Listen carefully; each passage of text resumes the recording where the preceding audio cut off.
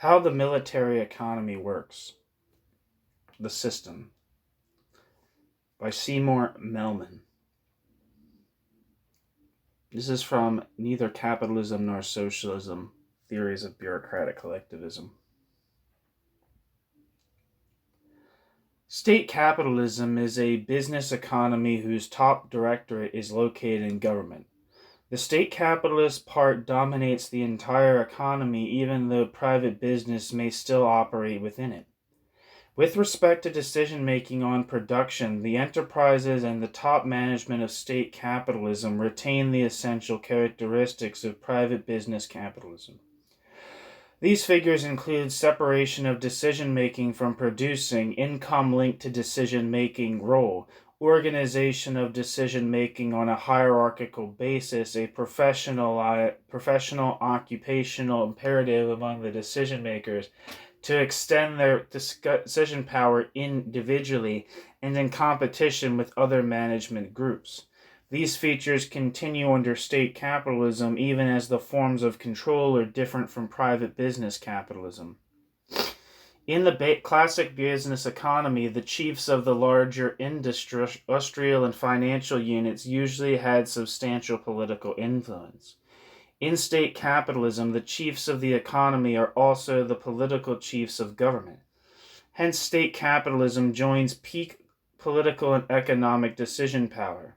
This is visible in the mainly civilian-oriented state capitalism of Western Europe and Japan.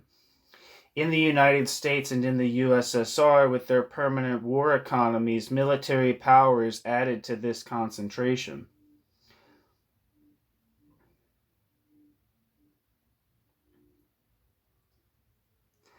At the enterprise level, sorry, there's like a footnote here, I don't know where I missed it.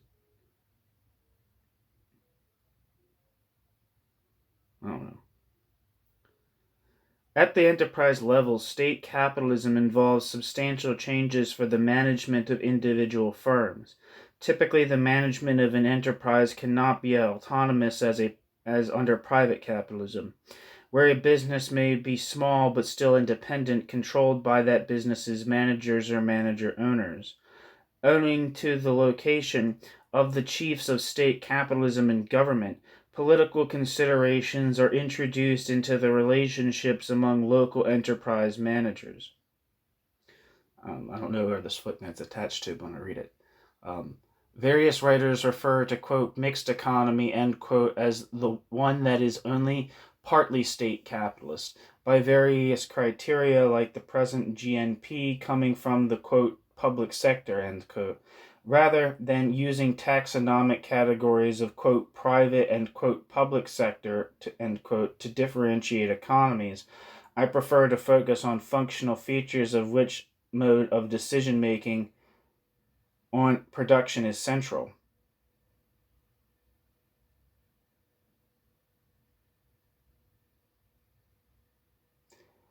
Okay, that's the end of the footnote.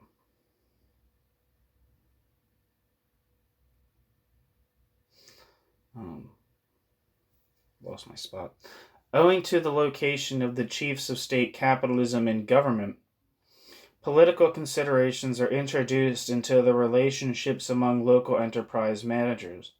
In dealing with higher authority, they do not confront senior managers, as in private capitalism, but top managers who also wield political power.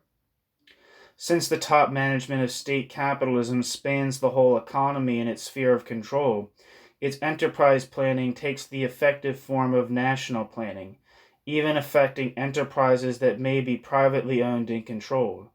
At once this opens up opportunities for stability for the individual state capitalist enterprise insofar as it is relieved of at least a part of the uncertainties stemming from dependence on unpredictable market behaviors. Thus, a state capitalist top management can, if that state capitalist top management so wishes, guarantee the market for its subordinate firms. This is notably the case under the military form of state capitalism, where the government is the only legal purchaser of the product.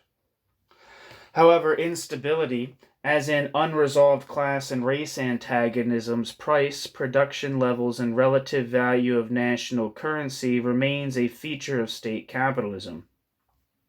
The sustained competition for extension of managerial control among the sub-managers, competition among the state managers of nations with state capitalist economies, and the effects of the parasitic qualities of military economy all contribute to instability.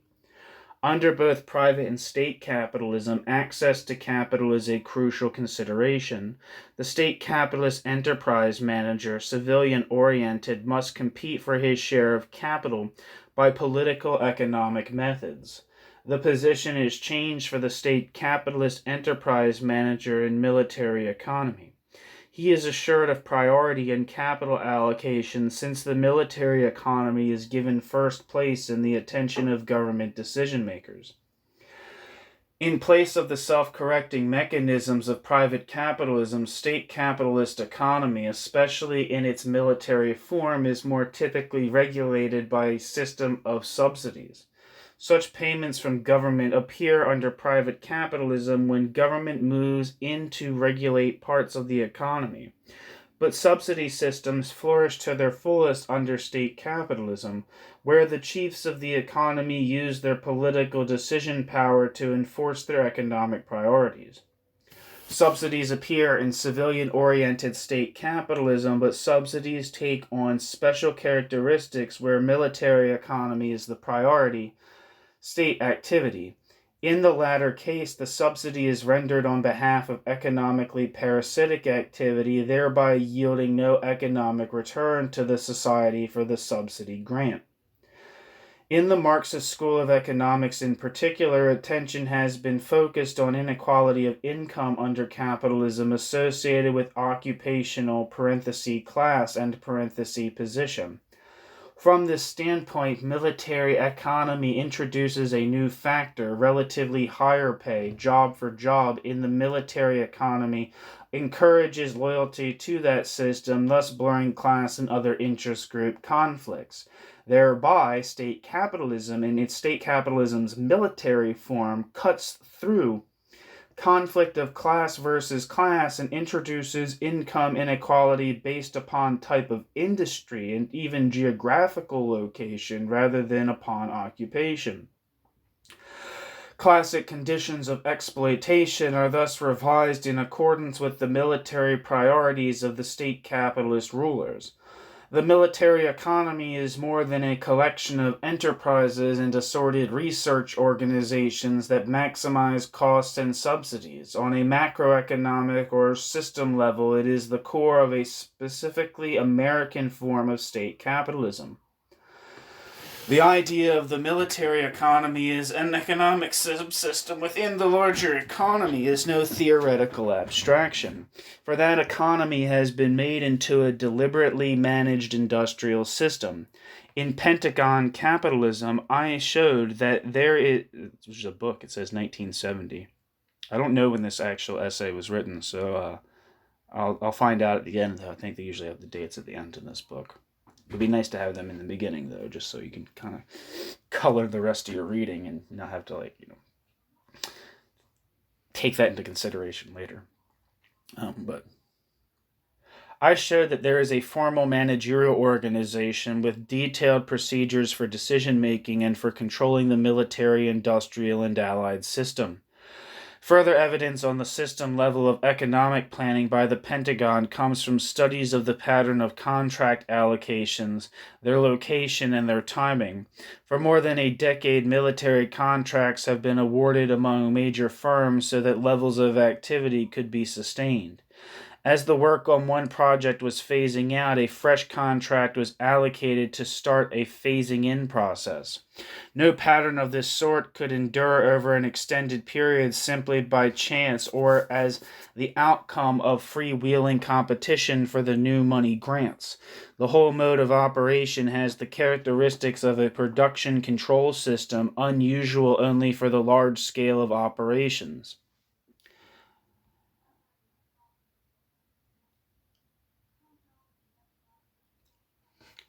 As an entity, the military economy has unique characteristics which affect the surrounding economy and society. A set of key characteristics is summarized here without pretending completeness in order to portray the range of consequences from the system as a whole. These are in 4 parts. First, aspects of the parasitic quality of military economy and its extension of control dynamic. Second, the expansionist propensity of the managers of military economy. Third, major impact on the civilian economy. Fourth, the dominance of the military over the civilian economy in America's state capitalism. The parasitic nature of military economy. The gross national product is composed of productive and parasitic growth. As usually measured and presented, gross national product includes all of the money-valued output of goods and services without differentiation in terms of major functional effect. To appreciate the nature and effects of a permanent war economy, a functional differentiation is essential. Productive growth means goods and services that either are part of the level of living or can be used for further production of whatever kind. Hence, they are by these tests economically useful. Parasitic growth includes goods and services that are not economically useful either for the level of living or for further production. Military goods and services are economically parasitic. This differentiation is fundamental. When it is applied, it is possible to perceive and diagnose a series of consequences that flow from military economy. In the absence of the differentiation between productive and parasitic growth, the activity of military economy appears as simply an extension or a part of the ordinary civilian economy. All money income, regardless of source, is then treated as contribution to wealth.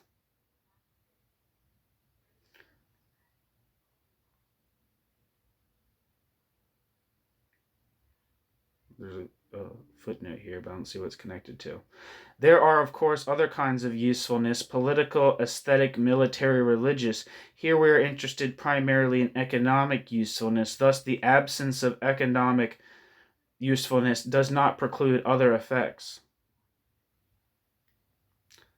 That's the end of the footnote.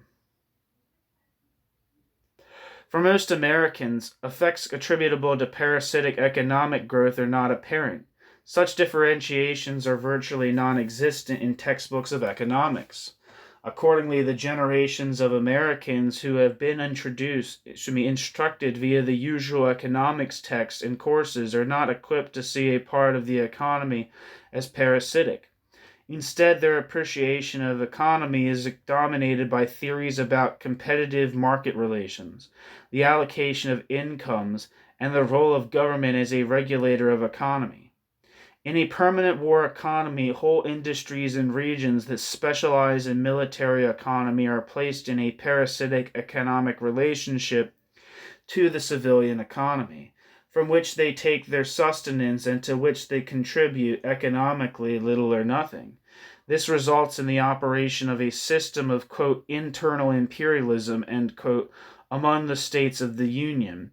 The phenomenon shows up in the relation of federal tax payments by the individuals and businesses of a particular state to federal expenditures in particular states. For example, in New York State from 1965 to 1967, $7.458 billion was paid out in taxes to the federal government in excess of the federal expenditures in New York State. Similar relationships, though in lesser amounts, showed up for New Jersey, Pennsylvania, Illinois, and Michigan. On the other hand, certain states enjoyed large net gains. During the same period, California received more than $2 billion yearly in expenditures from the federal government in excess of the total tax payments made from California. Texas received $1 billion annually in excess of taxes paid out, and Virginia received $1.3 billion each year more than its tax payments. Similar exploitative relations contribute to the industrial and general deterioration in, for example, older New England and Midwestern civilian industry areas is against the locales of military industry concentration, with their abundant evidence of good living and flashy, quote, high technology, end quote, workplaces. The economic significance of parasitic economic growth is often rendered obscure for the apparently small magnitude of some of the spending involved. Money spent on military research and development reflects economically parasitic activity, but research and development costs are rarely a major item of expense in manufacturing industry. On the average, U.S. manufacturing firms spend about 3 or 4% of their net sales dollars for these purposes. In the nation's gross national product, about 1.5% has been spent on military research. But the significance of this activity cannot be measured by its proportionally small cost. Thus, when research and development is not properly done on behalf of civilian industry, results like poor product design or poor production methods can have disastrous effects on the economic position of the industry. When as little as 1.5% of U.S. national product is diverted to military research, it seems little enough. But that accounts for more than half of the national research and development efforts and has left many U.S. civilian products industries at a competitive disadvantage due to faltering product designs and insufficient improvement in industrial production efficiency. The propensity to expand. A second basic feature of state capitalism is the relentless thrust for enlargement of decision power that is normal to management. Under state capitalism, this conventional occupational imperative is given unprecedented capability in terms of the resources that can be applied to these goals. In turn, the state managers have enlarged their goals in keeping with their ability to draw larger resources from the national income for their purposes. By 1965, the state management of the Pentagon actually advertised for advice on how to, quote, maintain world hegemony, end quote. The Army Research Office announced a public requisite for bids for a wide-ranging study on methods of achieving a Pax Americana. Here is the exact announcement as it appeared in the U.S. Department of Commerce Daily Bulletin asking for bids for government work. Service and material to perform a research study entitled Pax Americana, consisting of a phase study of the following: A. Elements of national power. B. Ability of selected nations to apply the elements of national power. C. A variety of world power configurations to be used as a basis for the U.S. to maintain world hegemony in the future.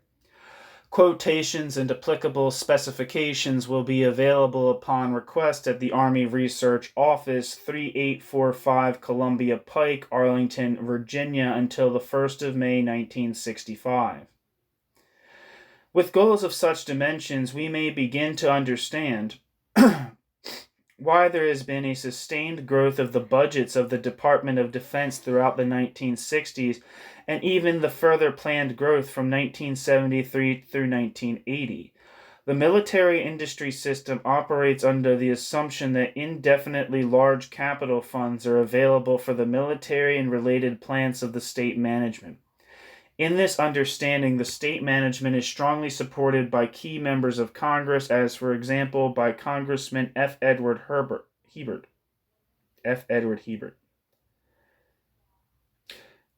Democrat, Louisiana, chairman of the House Armed Services Committee. Said Congressman Herbert in 1972, quote, "I intend to build the strongest military we can get. Money's no question," end quote. As the military economy endured, its enterprises looked like reasonable investment opportunities. With the enlargement of assets, private and government provided, these in turn became part of the scope of decision-making to be conserved by the Pentagon's top managers. Footnote: at the same time, the employees and communities involved in the military economy became, for obvious self-interest, protagonists of the larger policies that sustained a permanent war economy.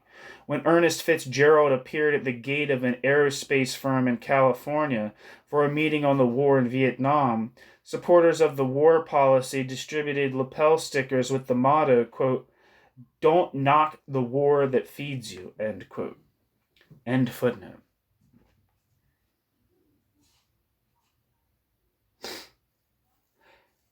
In 1964, Senator George McGovern and 30 other members of the Senate, paralleled by similar efforts in the House, offered legislation for setting up a National Economic Conversion Commission. The bills were killed by decisive pressure from the White House and senior officers of the Pentagon. Thereby, these men saw to it that there was no ordered capability in the United States for moving from a military economy to a civilian economy. Job dependence on the Pentagon was maintained. The Council of Economic Advisers in 1969 defined an agenda of productive economic replacements for military spending, which I will discuss in Chapter 8. Its work was ignored and never followed up. The military industry firms and the state management that directs them have avoided or opposed steps to prepare for a peace economy, apparently on the assumption that to do that would remove a major justification for the continued high level of military budgets. Impact on civilian economy.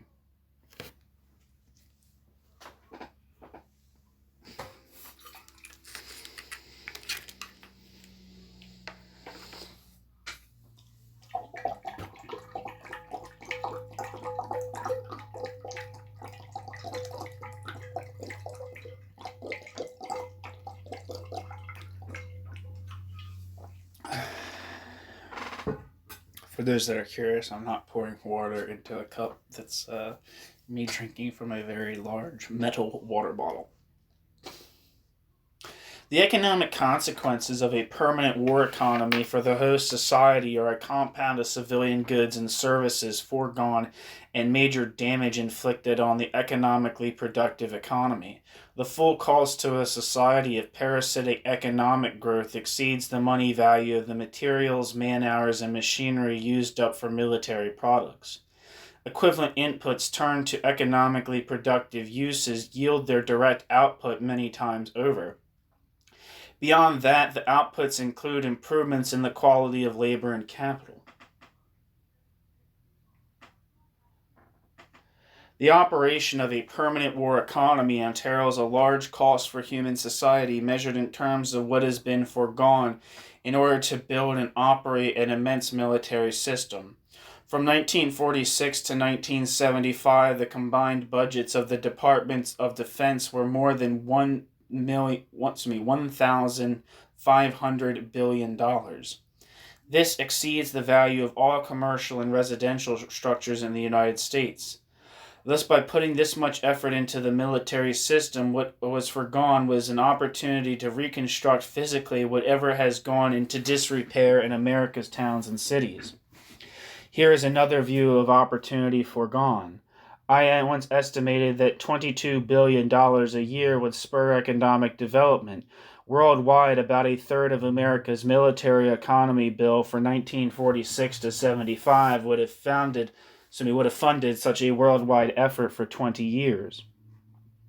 Calculating the cost of the Vietnam War to the U.S. economy will doubtless engage the attention of economists and others for many years. For a start, Tom Riddell estimates the cost as $676 billion, including not only the direct military outlays, but also the military assistance to client governments, interest on national debt, and payments for veterans, which will endure for a long time. How have the U.S. military outlays actually affected other kinds of spending within the American economy? After all, the same dollar can't be spent on different things at the same time. What exactly have we not purchased by buying a permanent war economy? Professor Bruce Russett at Yale has researched this problem by means of statistical analyses of the main parts of the U.S. national income accounts. These data, appropriately diagnosed, can answer the question, for each dollar spent on the military, what did we buy less of? Russett has shown that, on average, over the period 1939 to 68, each U.S. dollar spent for military purposes was associated with 0.163. I'm not sure it says. It says 1.6.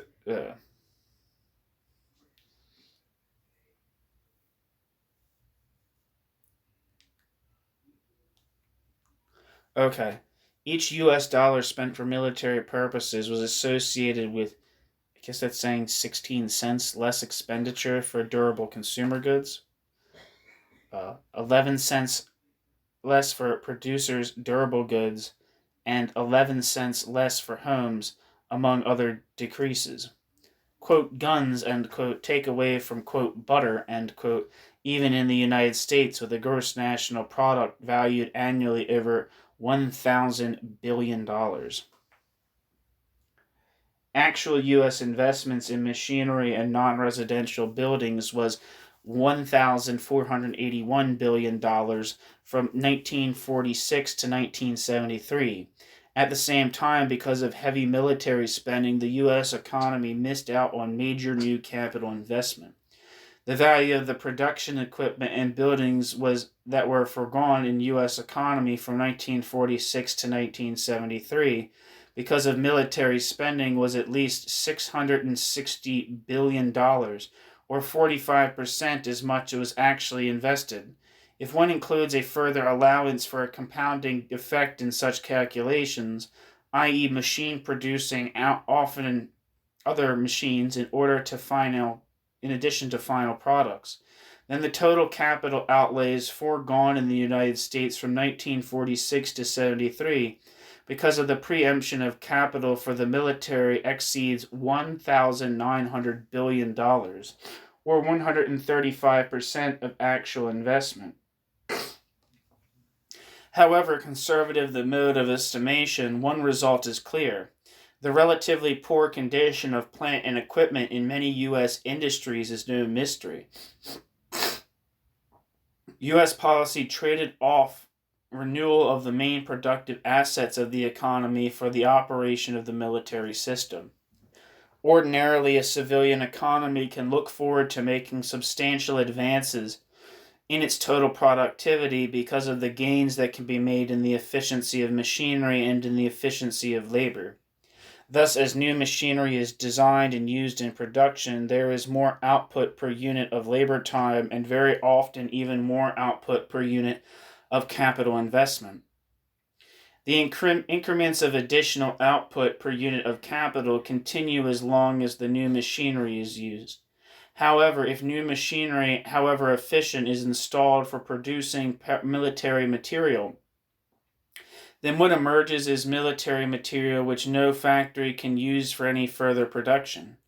The result is that the normally available addition to production capability which stems from installing new production equipment is foregone for the whole society. That is also the reason why investment in military industry, while adding to the flow of money, does not serve as competent offset to declining investment in new productive machinery.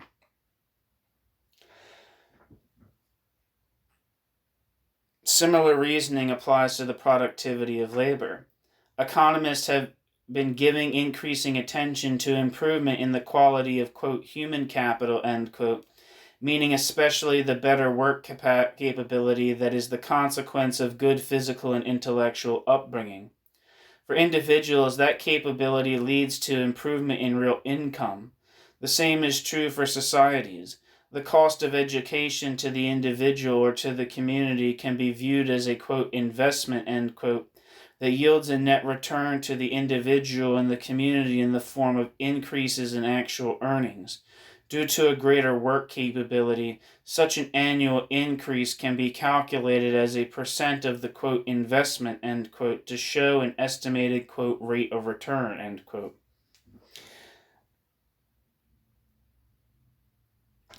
Thus, high school education has been associated with yearly improvements in earnings that amount to 28% of the cost of the education.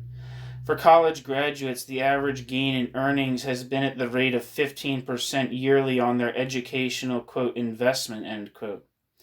When the investment in fresh educational competence at whatever level is subsequently applied to non-productive economic activity, then the community loses the potential economic gain from human competence that ordinarily accrues to it when that capability is applied to productive work. A second major form of impact of the military on the civilian economy is a process of industrial deterioration that generates inevitable capital and uninvestable capital, Jesus Christ, uninvestable capital and unemployable labor. An unprecedented phenomenon has appeared in the United States: the formation of a large network of depleted industries and a flight of capital from the country. Parenthesis. Chapter 4 will give details on, quote, depleted, end quote, industries, those that have lost capability for serving all or part of their domestic markets and have been replaced by foreign producers because of a combination of technical, managerial, and economic deterioration. Many theorists of capitalist economy, especially those in the Marxist tradition, have sought to explain recurring problems of capitalism as a result of the tendency of a business-based economy to generate surpluses of capital and surpluses of labor. Uninvestable capital and unemployable labor were certainly fundamental features of what happened in the United States during the Great Depression from 1929 to 1939. The World War II economy soaked up surpluses of capital and labor. In the chapters that follow, I will provide evidence to demonstrate that the U.S. permanent war economy, though through depletion of industry and the flight of capital, has been a prime generator of uninvestable capital and a prime generator of unemployable labor. The sustained normal operation of a large cost and subsidy maximizing economic system produces a major unintended effect in the transfer of inefficiency into the civilian economy. Insofar as the cost maximizing style of operation is carried with them by managers, engineers, or workers as they move individually from military to civilian employment, the civilian economy becomes infected with the standards and practices that these men and women learned in the military sphere. For civilian industry, the introduction of such practices is definitely counterproductive. To be sure, this need not apply to all individuals in the same degree, but to the extent that professional occupational patterns are transferred, the transfer of inefficiency is, quote, impersonal, end quote, i.e., it operates independently of particular features of individual personality. The U.S. civilian economy has also suffered from domestic inflation and a decline in the value of the dollar, both effects strongly impelled by the permanent war economy and accelerated by the disastrous war in Vietnam. In 1950, the Treasury of the United States had $24 billion in gold reserve. This declined to $9 to $10 billion by 1973. This dissipation of the U.S. gold reserve has been due substantially to massive net accumulation of dollars in the hands of foreigners as a consequence of foreign military spending by the United States government.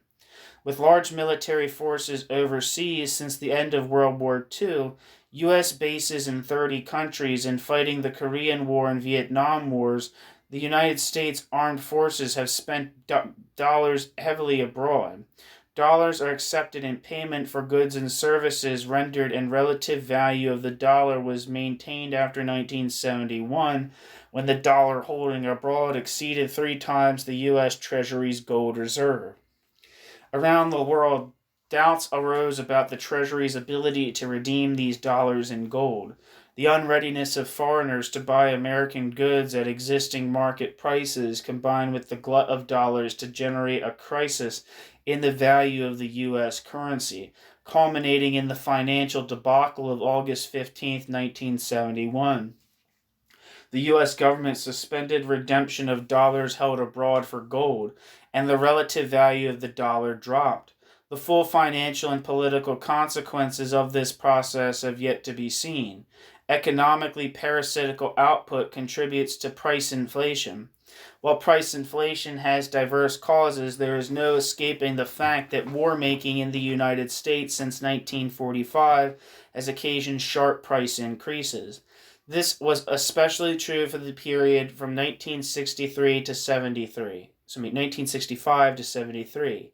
Having the ideological consensus faith that the U.S. economy is indefinitely productive and able to turn out guns and butter as desired, the Johnson administration proceeded to heat up the war in Indochina, but there was no, quote, reserve army, end quote, of unemployed and underemployed skilled workers around as in 1939, so the swift pileup of war-serving economic demands from 1965 on fueled a vast price inflation.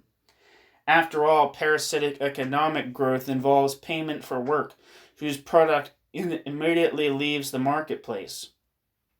The material power and equipment that are used up for making military products and the goods consumed by the military industry labor force must be supplied by the civilian labor force, which receives nothing that is economically productive from the military economy.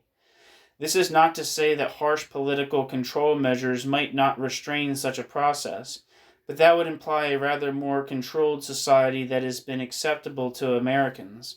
Significantly, the military economy suffers little or no hardship from inflation or decline in the relative value of the dollar. For the military top management receives a fresh levy of capital each year as a proportion of the national income. Rising prices at home or abroad have not deterred maintenance or enlargement of the military economy. 1 second.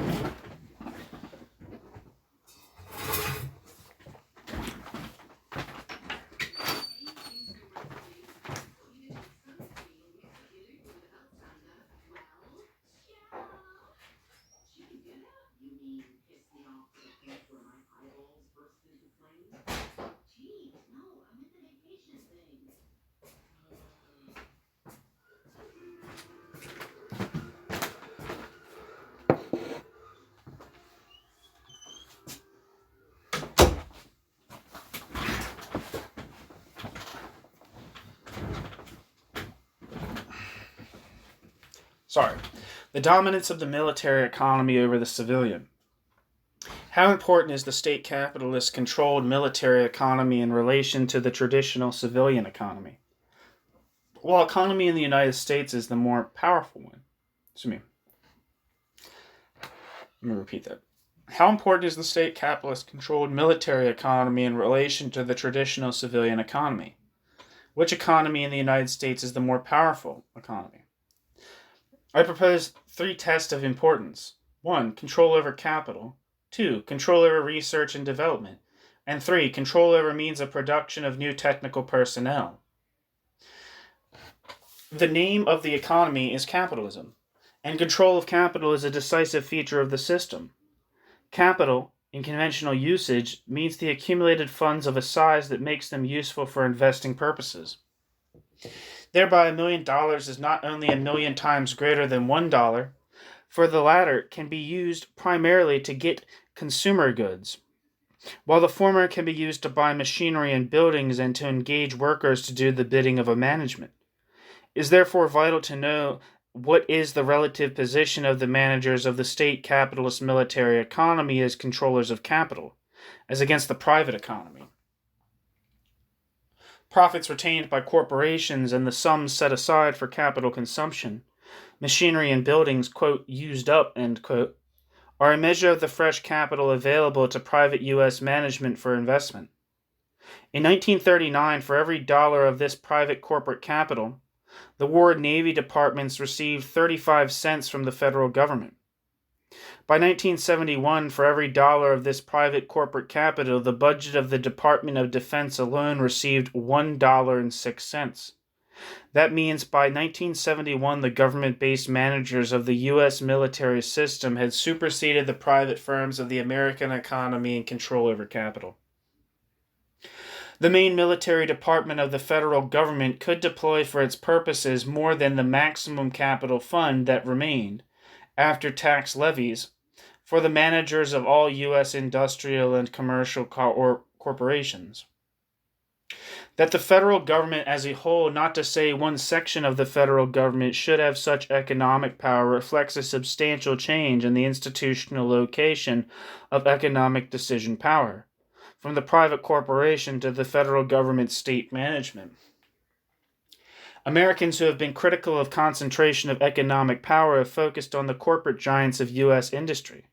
The new state capitalist power, however, dwarfing the big firms in physical assets and scale of operations, was erected and sustained in the name of defense and has been bolstered by an ideological consensus that strongly justified its operation as a fine pillar of the economy.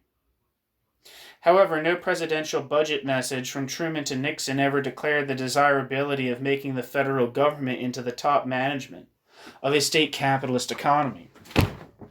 People would be dismayed at the very idea. The second criterion is control over research and development. Its importance is indicated by the fact that this function determines control over new technology for products, materials, and production methods. This is a key element in the operation of any technology-dependent society. In this respect, the dominance of the federal government and of the federal government's military agencies has been overwhelming. More than half of the research and development brains of the United States has been applied to military and related research activities during the decades 1950 to 70. The military and related agencies of the federal government have accounted for 80% of the federally sponsored research money which has dominated the field.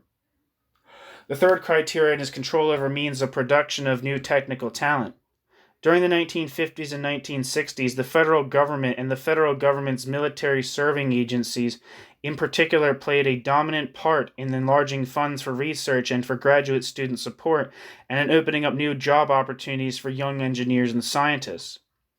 One of the main effects of these initiatives was to induce the deans and faculties of American engineering schools to revise their curricula and research orientations to emphasize knowledge and training best capable of servicing the expanding requirement of the new military economy. Owing to the new emphasis on where the action was, money, jobs, there was a relative de-emphasis of manpower, attention, and money in the universities and technical schools from training men and women for civilian industry technologies.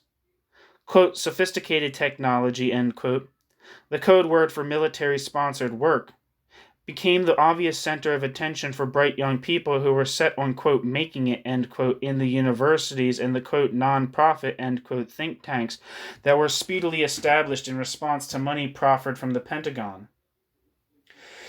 In the engineering schools of the country, the period 1950 to 70 saw the flowering of, quote, engineering science, end quote, with highest prestige accorded to no application, pure research, flashy new facilities, and lots of support for graduate students, especially in fields like electronics, with direct or indirect military or space agency interest.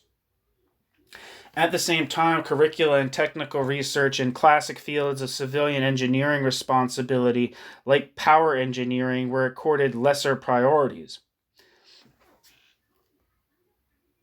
Footnote. In universities, commitments to programs and to faculty once made can be long enduring. I therefore remember the comment of a senior electronics engineer saying that during the 1950s and 1960s, those who went into power engineering were the, quote, dregs, end quote, of the profession.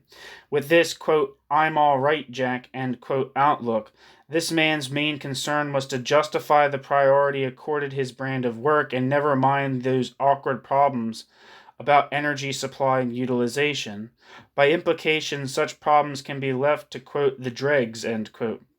In a similar vein, a bright undergraduate in a leading engineering school assured me that there was little point in his school's curriculum being cluttered up with instruction bearing on how things are made, since the school is not really interested in training engineers so much as in training, quote, leaders, end quote, end footnote. By these tests of decision power, the new state capitalist economy has become the dominant one as against the private capitalist economy in the United States. I do not imply that the corporate managements of private capitalism have withdrawn from the scene or have ceased to utilize their position to affect government policies that are favorable to their interests. However, the new condition of economy and society means that the chiefs of the state capitalist economy dominate the scene and utilize their peak authority over economy, politics, and the military to direct domestic and foreign policy to their purposes. This has introduced new capability for system-wide policy flexibility, made visible by the moves toward detente with the USSR and China, coupled with impressive budget increases for the military core of the state capitalist economy at home. This ability to maneuver at will, nevertheless, does not denote indefinite policy rationality and control. For the successes of state capitalism, in its own terms, bring about a range of effects, mainly unintended, that are crisis-producing in the wider economy and society. This has been an excerpt from The Permanent War Economy, and it's from 1974. So this is later than a lot of the pieces in this collection.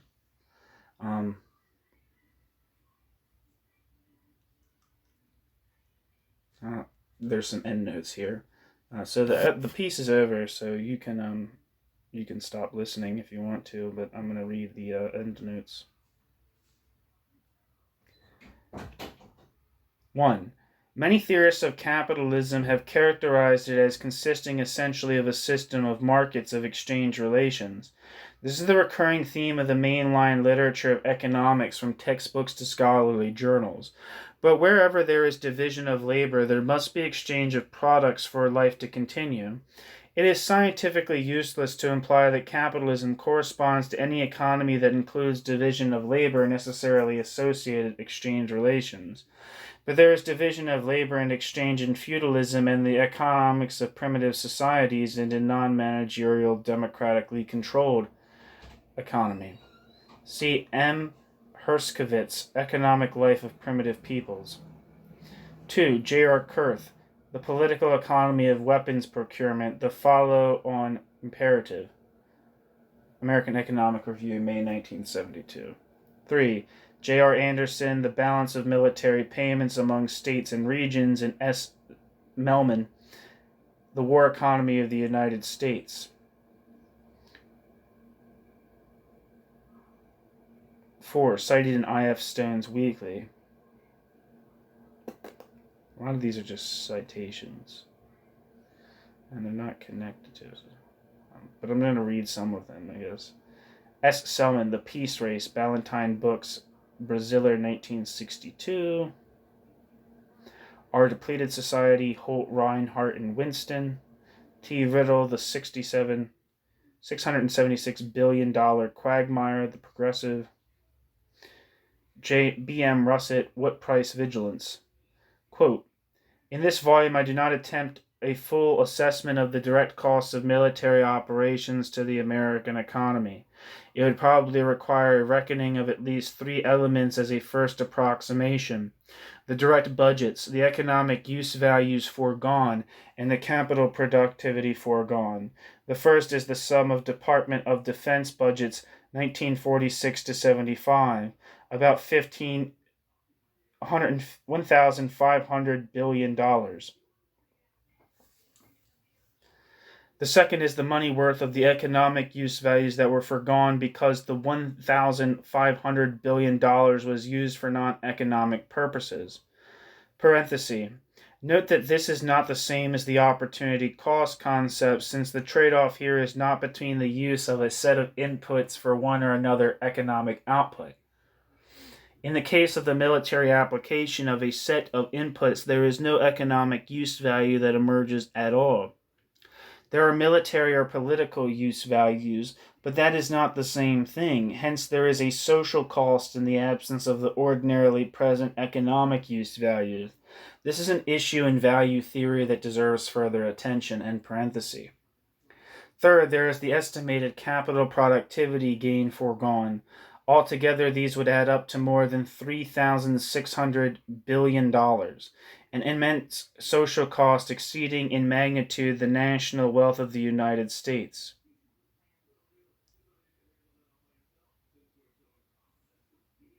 End quote. See U.S. Department of Commerce Statistical Abstracts of the U.S. 1973. Endnote 11. The regression coefficients of the effects of U.S. military spending on civilian activities are given in B. Russet.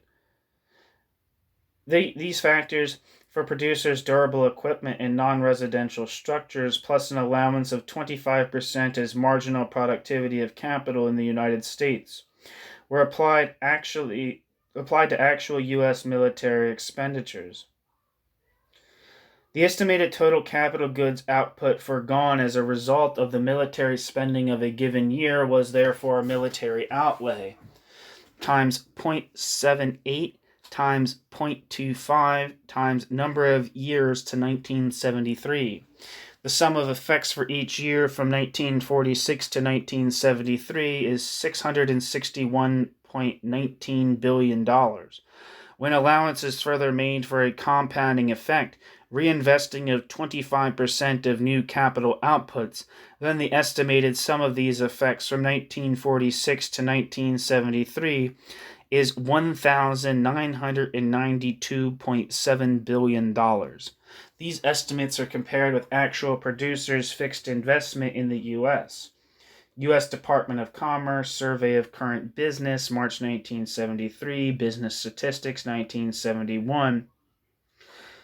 1946 to 73, which totaled $532.6 billion of non-residential structures, $948.6 billion of producers' durable equipment.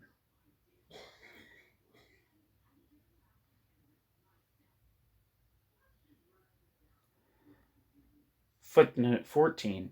Endnote 14. Quote, undistributed profits after inventory valuation adjustment and capital consumption allowances, end quote, define the internal sources of funds for U.S., quote, non-farm, non-financial corporate business, end quote, for 1971. Board of Governors of the Federal Reserve System, an economic report of the President, 1973, Washington, D.C. 1973. Equivalent 1939 data from U.S. Bureau of the Census Statistical Abstract of the United States, 1942, Washington, D.C. U.S. military spending, 1939 and 1971, from the Economic Report of the President. Sorry, this is just all quote citations. Since the data for capital available to private corporate managements includes the funds of nominally private military industry firms, the 1971 ratio of military funds to private capital is understated. All right, that's it.